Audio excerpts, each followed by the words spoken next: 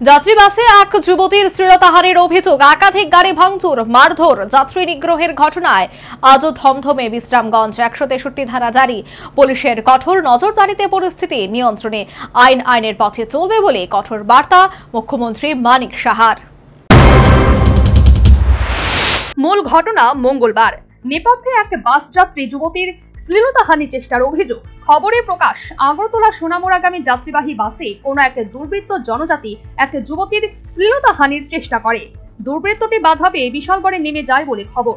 কর্মহূর্তে রহস্যজনকভাবে একদল উত্তেজিত জনতা বিশ্রামগঞ্জে বাসটিকে থামিয়ে বেপরোয়াভাবে ভাঙচুর চালায়, ইট পাটকেল ছুড়ে লাঠিপেটা করে। এতে মহিলা সহ বেশ কয়েকজন বাস যাত্রী আহত হন। পরিস্থিতি তখন রীতিমতো উত্তপ্ত, টান উত্তেজনা। এমনকি দুষ্কৃতীরা অন্যান্য গাড়ি ভাঙচুর করে, পাশাপাশি সংশ্লিষ্ট এলাকার দোকানপাটেও হামলা চালায়। ঘটনার সময় রীতিমতো রণক্ষেত্র সংশ্লিষ্ট এলাকা। খবর পেয়ে তড়িঘড়ি ঘটনাস্থলে ছুটে যায় পুলিশ। এক্ষেত্রে বাস এবং অন্যান্য গাড়ির যাত্রীদের নিরাপদ স্থানে নিয়ে আসা হয়। আহত যাত্রী ও অন্যান্যদের উদ্ধার করে পুলিশ হাসপাতালে নিয়ে আসে বলে জানালেন ভুক্তভোগী এক বাস যাত্রী।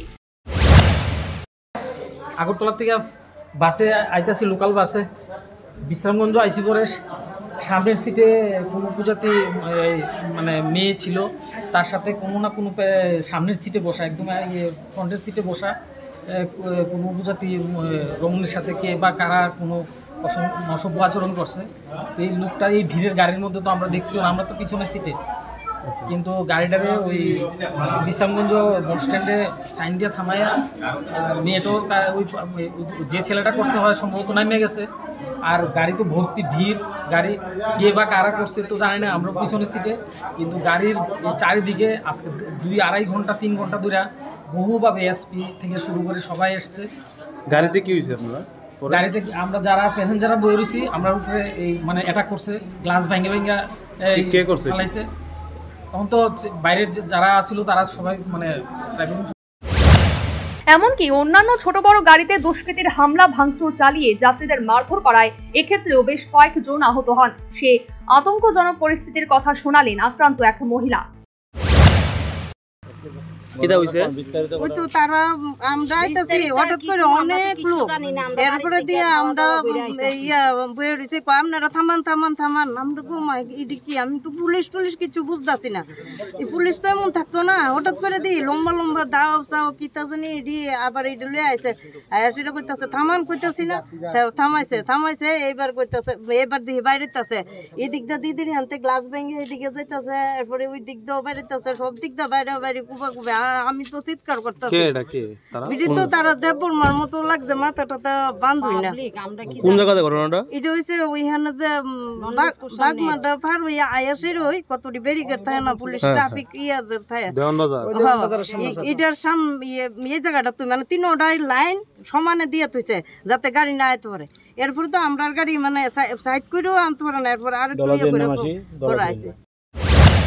এই ঘটনায় দুষ্কৃতীরা অন্য রং দেওয়ার চেষ্টা করেছিল বলে মঙ্গলবার রাতেই তাৎপর্যপূর্ণ ইঙ্গিত দিলেন আইজি মঞ্চাকিপ্পা।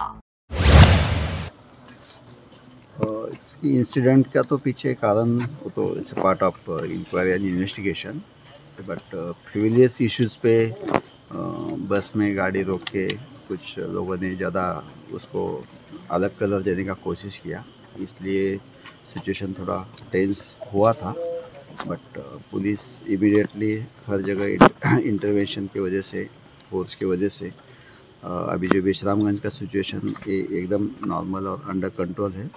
बट फैक्ट ये है कि जो सच्चाई कुछ नहीं है, बट जो मॉन्गरिंग है, जो रूमर्स है, इसके वजह से लोगों के बीच में मिसअंडरस्टैंडिंग ज़्यादा तैयार होती है, ये ज़्यादा देखा गया। तो मैं आपके माध्यम से मैं ये सबको बताना चाहता हूँ कि सिचुएशन एकदम नॉर्मल है, किसी में कोई तनाव।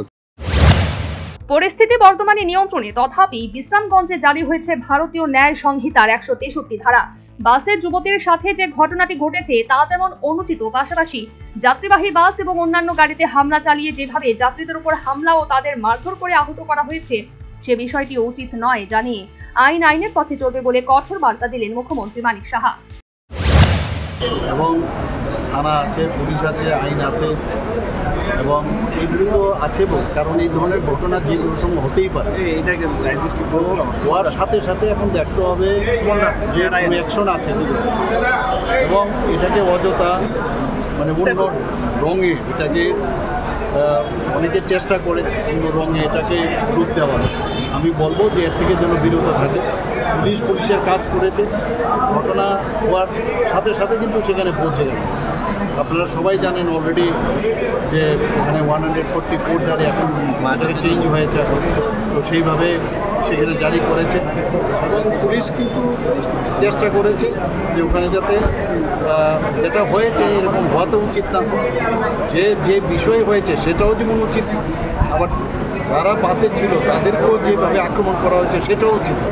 তো সেইগুলো নিশ্চয়ই তদন্তে বেরিয়ে আসবে। সর্বোপরি বিশ্রামগঞ্জের ঘটনায় গোটা রাজ্য জুড়েই বর্তমানে নানা জল্পনা কল্পনা চলছে। তবে এই ঘটনায় একটা অংশ সাম্প্রদায়িক শান্তি নষ্ট করে হিংসা ছড়ানোর অপকৌশলে মেতেছে বলে তথ্যভিজ্ঞদের অভিমত। তবে পুলিশ গোটা পরিস্থিতির দিকে তীক্ষ্ণ নজর রাখছে। এর মধ্যে এই ঘটনায় আইনের পথে চলবে বলে তাৎপর্যপূর্ণ কঠোর বার্তা দিলেন মুখ্যমন্ত্রী Manik Saha. Bureau report, news vanguard.